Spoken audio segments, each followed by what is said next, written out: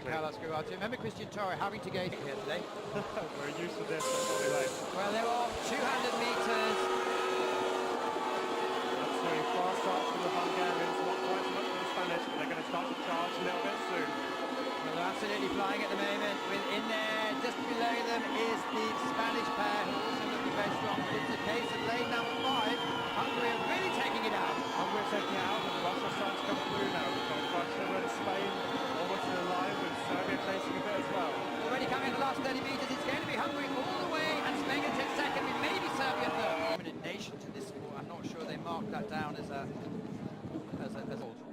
Yeah, it's incredible. Hungary have got a lot of talent to put into their power bunks for the future. Mark Palaska, Balad, Burkash.